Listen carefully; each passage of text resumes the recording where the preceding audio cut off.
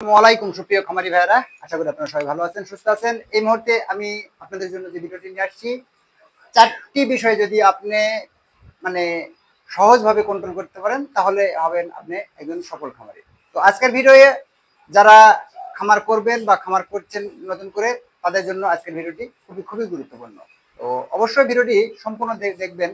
যারা নতুন করে গরুর খামার করতে চাচ্ছেন বা গরুর খামার করবেন, তাদের এই ভিডিওটি দেখলে মানে আজকের পর থেকে আপনাকে আর ভাবতে হবে না কিভাবে গরুর খামার শুরু করব। তো অবশ্যই এই 4টা বিষয় আপনাকে গভীরভাবে নজরে রাখতে হবে। সেটা হচ্ছে প্রথম যে বিষয়টা, সেটা হচ্ছে মূলধন। আপনার সবচাইতে গুরুত্বপূর্ণ যে বিষয়টা, সেটা হচ্ছে গরুর খামার করতে গেলে বা যে কোনো ব্যবসা করতে গেলে মূলধন। কারণ আপনার হাতে যদি টাকা না থাকে, আপনার যতই বুদ্ধি থাকে, আপনি যতই যতই পরিশ্রমী হয়ে থাকেন, তাহলে কিন্তু আপনার গরুর খামার করেন আর যেটাই করেন, তাহলে আপনি সেখান থেকে সফল হতে পারবেন না। তো অবশ্যই আপনার মূলধনটা জরুরি। আপনার মূলধন যদি না থাকে, আপনি যতই বুদ্ধি খাটান আর যত বুদ্ধি করতে চান, আপনার কোনোটাই কাজে আসবে না। তাই প্রথম শর্ত সেটা হচ্ছে আপনার প্রয়োজন মূলধন। দ্বিতীয় যেটা বিষয়, সেটা হচ্ছে গরুর থাকার ব্যবস্থাপনা।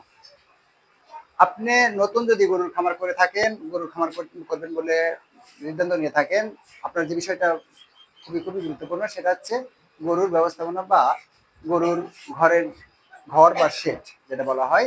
আপনি যদি গরুর নতুন খামার করতে চান, তাহলে অবশ্যই আপনি এই বিষয়ে ঠিকঠাক করবেন। সেটা হচ্ছে প্রথম অবস্থায় আপনি গরুর শেড অত্যাধুনিক করতে যাবেন না, অর্থাৎ গরুর শেডে অতিরিক্ত খরচ করতে যাবেন না।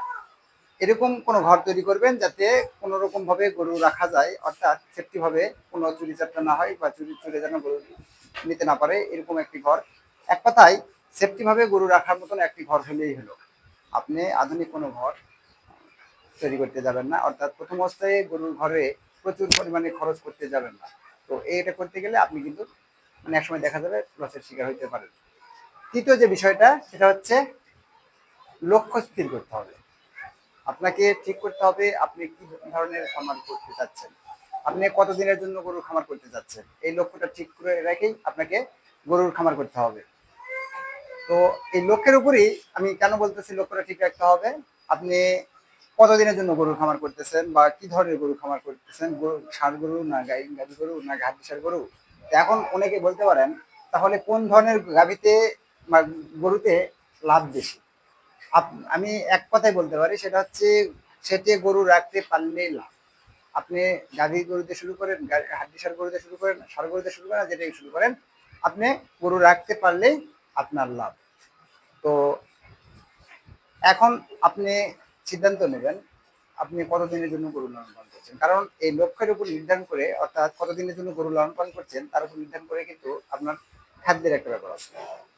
কারণ যখন আপনি দীর্ঘদিন গরু লালন পালন করবে, তার জন্য এক ধরনের খাদ্য, আবার স্বল্প দিনের জন্য তার এক ধরনের খাদ্য। আপনি গাভী গরুর জন্য একরকম, ষাঁড় গরুর জন্য আরেক রকম। তো আপনাকে অবশ্যই লক্ষ্য ঠিক রাখতে হবে আপনি কি ধরনের খামার করবেন। আর চতুর্থ যে বিষয়টা, সেটা হচ্ছে খাদ্য ব্যবস্থাপনা। আপনাকে খাদ্য ব্যবস্থাপনার দিকে একবারে মনোযোগী হইতে হবে। অর্থাৎ বর্তমান সময়ে খাদ্যের দামটা অনেক অনেক অনেক বেশি। তো এই খাদ্যের দাম যেহেতু অনেক বেশি, সেই ক্ষেত্রে এখন বর্তমান গরুকে খাদ্য খাওয়ায় লাভটা খুবই কম। তো বন্ধুরা, আপনারা যদি এই ভিডিওতে নতুন দর্শক হয়ে থাকেন, অবশ্যই আমার চ্যানেলটি সাবস্ক্রাইব করতে ভুলবেন না। আর ভিডিওটি যদি ভালো লেগে থাকে, অবশ্যই ভিডিওটি শেয়ার করে দিবেন, অন্যান্য নতুন খামারি ভাইদের দেখার সুযোগ করে দেবেন। তো বন্ধুরা, আমি যে বিষয়টা বলছিলাম খাদ্য ব্যবস্থাপনা, তো খাদ্য ব্যবস্থাপনায় যে বিষয়টা সবচেয়ে জরুরি, সেটা হচ্ছে খাদ্যের যেহেতু এখন বর্তমান অনেক দাম। তো এত দামে খাদ্য খাওয়ায় গরুর মোটা করে লাভের মুখ খুব একটা বেশি দেখা যায় না। যে কারণে আমি বলতেছি খাদ্যের উপর আপনাকে যে বিষয়টা লক্ষ্য রাখতে হবে, সেটা হচ্ছে খাদ্যের দাম কিভাবে কমানো যায়, অর্থাৎ খাদ্যে খরচটা কিভাবে কম পড়ে।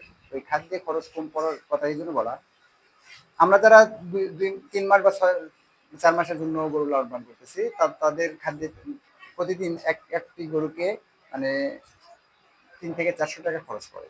তো 3 মাসে দেখা যায় যে একটা লিমিটেড খরচ হয়, তারপরে বিক্রি করে দিলে একটা লিমিট মতো লাভ হয়। আর যদি আপনি ওই গরুটাই 3 বছর 4 বছর বা 2.5 বছর 2 বছর লালন পালন করেন, আর ওই গরুকে যদি 3 থেকে 400 টাকা খাওয়ান, তাহলে আপনি ওই গরুকে বিক্রি করার পরে খাদ্যের খরচ তুলতে পারবেন না। তো অবশ্যই যদি আপনি দীর্ঘ টাইম গরু লালন পালন করতে চান, তাহলে অবশ্যই অবশ্যই আপনাকে যে কাজটা করতে হবে, খাদ্য তালিকায় পর্যাপ্ত পরিমাণে ঘাসের জোগান দিতে হবে। যে কারণ তাহলে কি হবে, আপনার দানাদার খাদ্যটা একটু কম লাগবে, খরচটা একটু কম আসবে। আর দানাদার খাদ্যে কি কি ব্যবহার করলে আপনার দানাদার খাদ্যের দাম কম আসবে, কোন জিনিসের দাম কম কখন কি হবে, এটা মাথায় রেখে কিন্তু আপনাকে খাদ্য তালিকা তৈরি করতে হবে। আপনি যদি খাদ্য তালিকায় সবকিছু ঊর্ধ্বমুখী দামেরটা ব্যবহার করে থাকেন, তাহলে কিন্তু আপনি একসময় দেখবেন হিসাব করে লাভ খুঁজে পাচ্ছেন না। আর এই খাবার করার ক্ষেত্রে আমি বলবো, যারা বেকার, যারা একদমই বেকার সিঙ্গেল আছেন, তাদের ক্ষেত্রে কোনো লিমিটেড নাই, তারা একটা বা দুইটা গরু দিয়ে বা একটা বাছুর দিয়েও শুরু করতে পারেন। আর যারা সংসার চালানোর জন্য এই খাবার শুরু করবেন, তারা কিন্তু একটা লিমিট করতে হবে। যেমন প্রতি মাসে দেখা যাচ্ছে 20 থেকে 30 হাজার টাকা প্রয়োজন হয় সংসার চালাতে গেলে। তো এই 20-30 হাজার টাকা যদি লাভ করতে হয়, তাহলে কিন্তু আপনাকে ওই একটা দুইটা গরু লালন পালন করলে হবে না। আপনাকে সর্বনিম্ন এই সেক্টরে যেটা ক্যাশ খাটাইতে হবে, সেটা হচ্ছে সর্বনিম্ন হলো 5 লক্ষ টাকা ইনভেস্ট প্রথমে অবস্থায় করতে হবে। এই 5 লক্ষ টাকা ইনভেস্ট করে আপনি দেখা যাবে যে 20 হাজার টাকা প্রতি মাসে আয় করতে পারতেছেন। সর্বনিম্ন যেটা বললাম যে 5 লক্ষ টাকা, আর অধিক হইলে ইয়ে নাই।